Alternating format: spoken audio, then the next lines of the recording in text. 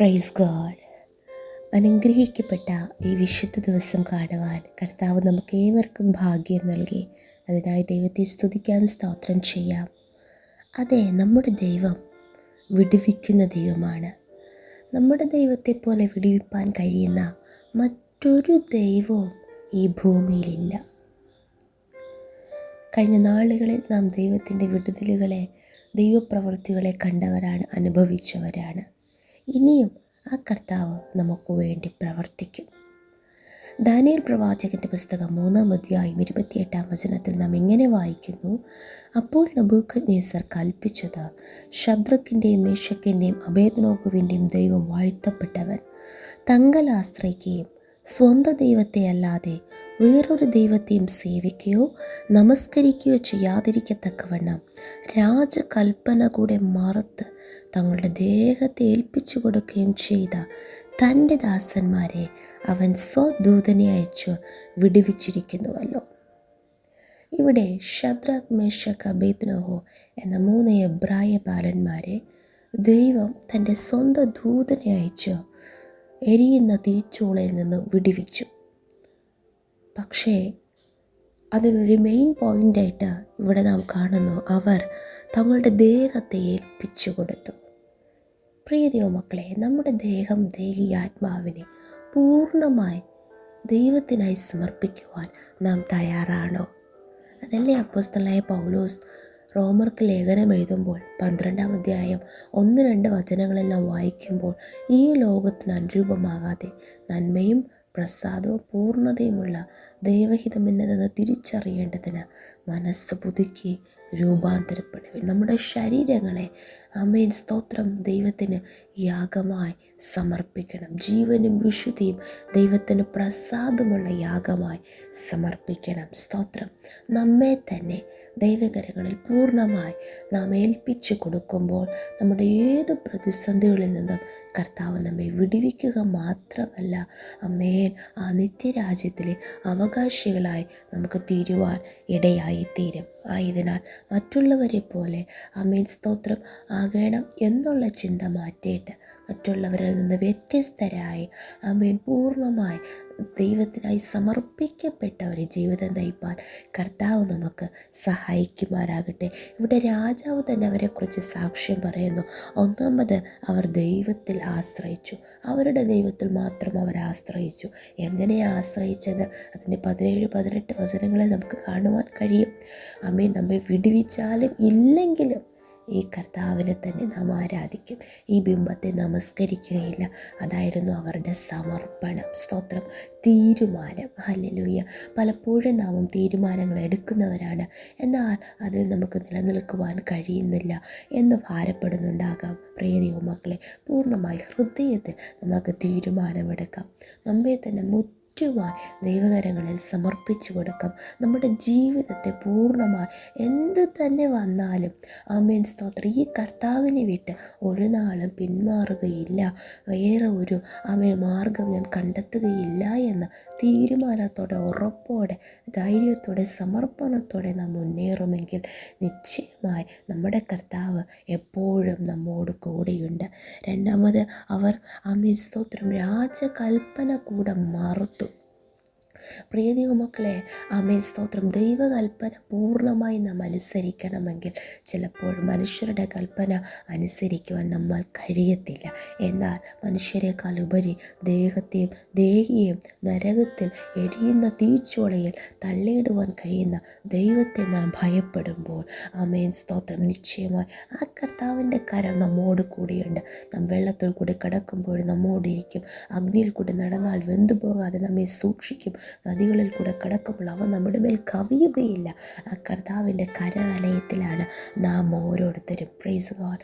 അങ്ങനെ തീരുമാനമുള്ള, പ്രതിഷ്ഠയുള്ള, സമർപ്പണമുള്ള, ദൈവത്തിനായി പൂർണ്ണമായി അവരുടെ ദേഹത്തെ ഏൽപ്പിച്ചു കൊടുത്ത ആ ആമേൻ എബ്രായ ബാലന്മാർ എരിയുന്ന തീച്ചൂളയിൽ വീഴപ്പെട്ടു. സ്തോത്രം. അതേ ചില പ്രതിസന്ധികൾ പ്രതിസന്ധികൾ നാം കടക്കേണ്ടി വരും. അതിൽ നാം വീണു എന്ന് നമുക്ക് തോന്നിയേക്കാം. ഹല്ലേലൂയ.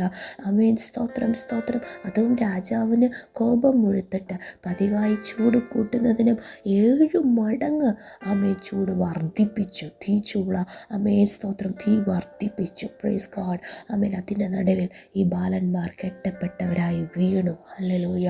എന്നാൽ സ്തോത്രം സ്തോത്രം അവിടെ നിന്നും ഒരിക്കലും പുറത്തു വരികയില്ല എന്ന് രാജാവും തൻ്റെ കൂടെയുള്ള ഉദ്യോഗസ്ഥരും സകല ജനങ്ങളും സ്തോത്രം ചിന്തിച്ച് നോക്കിക്കൊണ്ടിരുന്നപ്പോൾ അധികം താമസിക്കാതെ ആ രാജാവിന് തന്നെ പറയേണ്ടി വന്നു, അത്യുന്നതനായ ദൈവത്തിൻ്റെ ദാസന്മാരെ പുറത്തു വരുവിനെന്ന്. Praise God. ഹല്ലേലൂയ. നമ്മുടെ ദൈവം ഏതു പ്രതിസന്ധിയിൽ നിന്നും നമ്മെ പുറത്ത് കൊണ്ടുവരുന്ന ദൈവമാണ്. സ്തോത്രം. ആരും അറിയാതെയും അറിഞ്ഞും രഹസ്യവും പരസ്യവുമായി നാം ഇന്ന് അനുഭവിക്കുന്ന ഏത് ശോധനകളിൽ നിന്നും, ഏത് വേദനകളിൽ നിന്നും, ഏത് പ്രതിസന്ധികളിൽ നിന്നും, ഏത് പീഡനങ്ങളിൽ നിന്നും, ഞെരുക്കങ്ങളിൽ നിന്നും, പ്രയാസങ്ങളിൽ നിന്നും നമ്മെ പുറത്തു കൊണ്ടുവരുവാൻ നമ്മുടെ ദൈവത്തിന് കഴിയും. Praise God. സ്തോത്രം സ്തോത്രം. അങ്ങനെ എരിയുന്ന തീച്ചൂളയിൽ അവർ വെന്തുപോകുകയില്ല. വെന്തുപോയില്ല. അവരുടെ ദേഹത്തിന് തീ പിടിച്ചില്ല. കാരണം അവരുടെ ദേഹത്തെ അവർ പൂർണ്ണമായി ദൈവത്തിനായി ഏൽപ്പിച്ചു കൊടുത്തു. Praise God.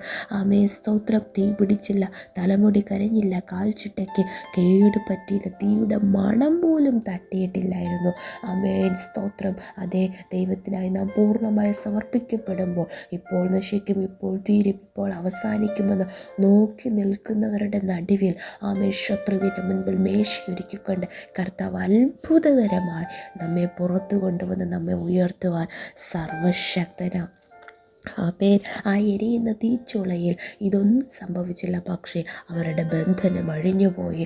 മാത്രമല്ല ആ തീയുടെ നടുവിൽ 4മനായി ദൈവപുത്രൻ ഇറങ്ങി വന്നു. Praise God. പ്രിയ ദൈവമക്കളെ, ചില പ്രതിസന്ധികളിൽ നാം അകപ്പെടുമ്പോൾ നമ്മെ അവിടെ നിന്ന് രക്ഷിപ്പാൻ ആർക്ക് കഴിയും? അവിടെ നിന്ന് വിടുവിപ്പാൻ ആർക്ക് കഴിയും? അവിടെ നിന്ന് നമ്മെ പുറത്തു കൊണ്ടുവരുവാൻ ആർക്ക് കഴിയുമെന്ന് നാം ഭാരപ്പെടുമ്പോൾ സ്തോത്രം സ്തോത്രം ഭയത്തിൻ്റെ നടുവിൽ നാം ഇരുന്നാലും ശിഷ്യന്മാർ വാതിലടച്ചിരിക്കും. യേശു അവിടെ നടുവിൽ നിന്നു. ഇവിടെ തീച്ചൂളയിൽ കർത്താവ് ഇറങ്ങി വരുന്നു. Praise God. എവിടെയും കർത്താവ് ഇറങ്ങി വന്ന് നമ്മെ വിടുവിപ്പാൻ സർവശക്തനാകയാൽ ഇപ്പോൾ തന്നെ നമ്മെ പൂർണ്ണമായി ദൈവകരങ്ങളിൽ സമർപ്പിച്ചു കൊടുക്കാം. സ്തോത്രം. ഒരു ഫോർമാലിറ്റിക്ക് വേണ്ടിയല്ല.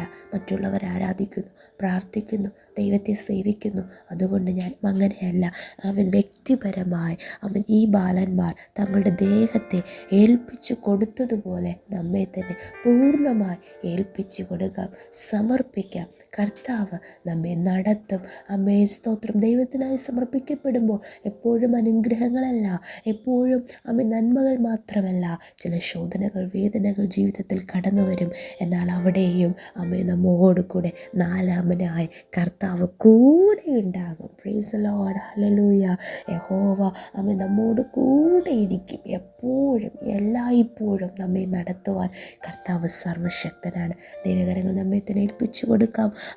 ഈ വിധത്തിൽ വിടിവിപ്പാൻ കഴിയുന്ന മറ്റൊരു ദൈവവും ഇല്ല എന്ന് രാജാവിനെ കൊണ്ട് സാക്ഷ്യം പറയിപ്പിച്ചതുപോലെ നമ്മുടെ ജീവിതത്തിലും ചില സാക്ഷ്യങ്ങൾ ഉളവാക്കുവാൻ ദൈവം സർവശക്തനാണ്.